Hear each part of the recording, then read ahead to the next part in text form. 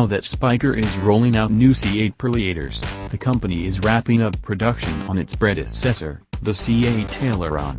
To commemorate the old car, Spyker will make the final 3 vehicles special LM85 models, a model designation that references the company's old GT race car.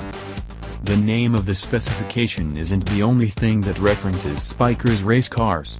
Each of the 3 final cars will have a paint scheme similar to those vehicles with contrasting S-stripes. One car will be black with red stripes, another red with black stripes, and the third black with gold stripes. Each car will feature a matching interior. The bodywork of these cars is even more dramatic than the usual C8 Tayleron. It features wider fender flares for more wheel and tire, and the aluminum body panels are attached with exposed rivets. The grille also features unique slots that encircle the main opening.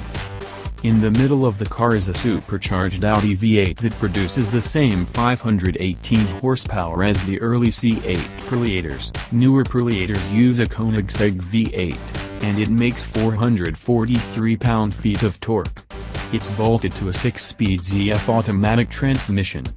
This combination is good for a claimed 0 to 62 miles per hour time of 3.7 seconds. One number Spyker didn't release was the price, which is only available on request. But you know the drill. If you have to ask,